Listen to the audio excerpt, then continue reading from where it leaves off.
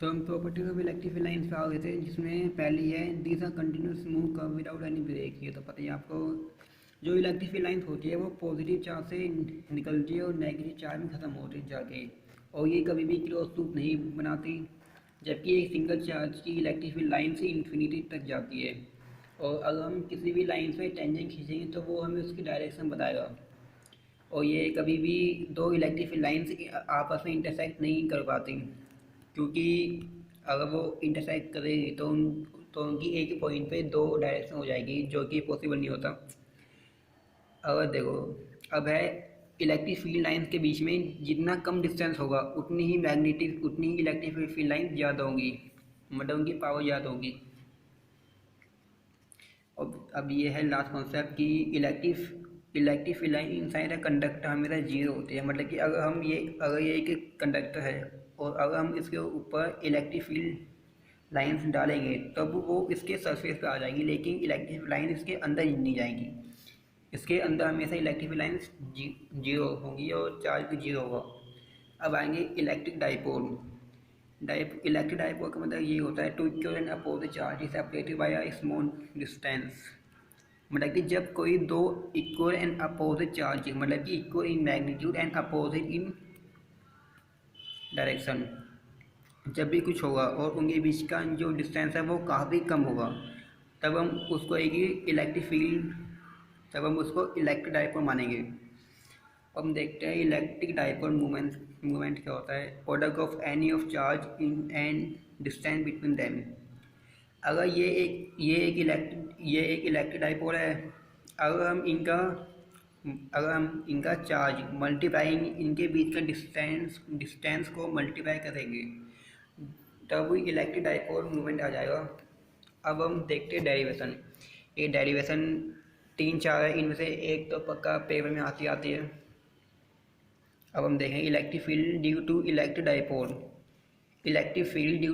Dipole. मान लो कि ये कोई पॉइंट पी है, हमें अगर यहाँ पे इस पॉइंट पी पे इलेक्ट्रिक फील्ड लाइंस निकालनी है इस इलेक्ट्रिक डाइपोल की वजह से, तो इस माइनस क्यू की वजह से होगा, फिर इस क्यू की वजह से होगा, तो जो नेट आएगा वो ये होगा ई नेट एट पी क्या होगा के टू पी अपॉन में R square minus L square की power square. Electric field due to electric dipole की वजह से इक्विपोटेंशियल्स पे क्या होंगी। मान लो कि ये कोई इलेक्ट्रिक डाइपोल है और ये है माइनस की, ये है प्लस की, equal in magnitude and opposite in direction. इनके बीच का डिस्टेंस काफ़ी कम है। हमें इसके बीच में इलेक्ट्रिक फील्ड हमें इनके बीच में इलेक्ट्रिक फील्ड निकालने क्या होगी, तो इसके बीच में इलेक्ट्रिक फील्ड होगी माइनस के पी अपॉन में R square plus L square की पावर 3/2। जबकि जो माइनस का साइन है ये बता रहा है कि ये एंटी प्रेशर है 2.2 इलेक्ट्रिक पोटेंशियल, मतलब वो ये direction. Torch on dipole in electric field. ये इलेक्ट्रिक फील्ड है, यहाँ पे डाइपोल है, तो यहाँ पे कितना टॉर्च लगेगा वो होगा P क्रॉस E, मतलब कि ये है डाइपोल इनटू इलेक्ट्रिक फील्ड।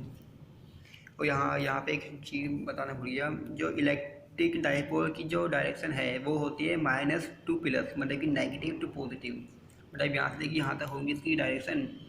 जबकि इलेक्ट्रिक फील्ड की डायरेक्शन होती है पॉजिटिव टू नेगेटिव, ये ध्यान रखना इस बात का। अब आते हैं इलेक्ट्रिक फील्ड लाइंस पैटर्न्स क्या होती है। एक होती है पॉजिटिव, एक होता है नेगेटिव। मैंने बोला कि एक होता है पॉजिटिव, एक होता है नेगेटिव। पॉजिटिव से हमेशा इलेक्ट्रिक फील्ड लाइन निकलेगी और नेगेटिव हमेशा आएगी। ये पॉजिटिव से निकली, यहाँ से निकली, और यहाँ पे इलेक्ट्रिक फील्ड लाइंस होंगी जीरो। अब देखते हैं कंटिन्यूस चार्ज डिस्ट्रीब्यूशन।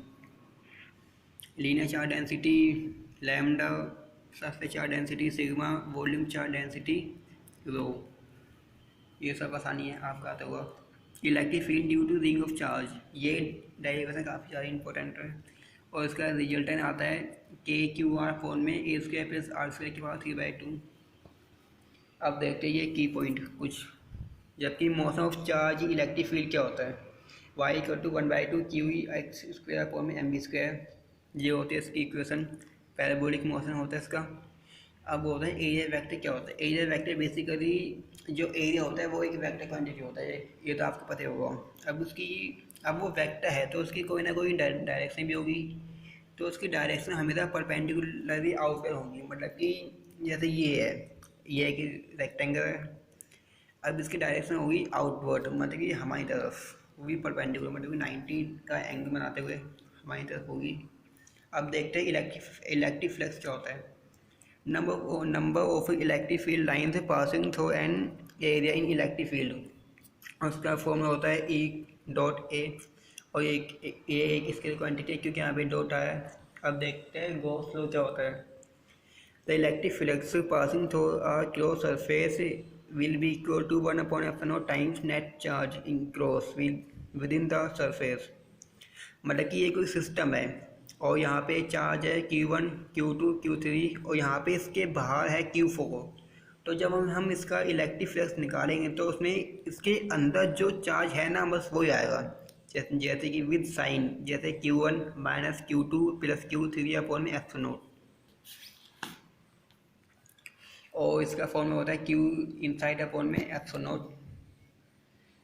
अब देखते हैं derivation. Electric field due to line of charge, मतलब कि ये एक लाइन ऑफ चार्ज है, इसकी वजह से इलेक्ट्रिक फील्ड क्या होगी, वो होती है lambda upon 2 pi epsilon naught R, जिसमें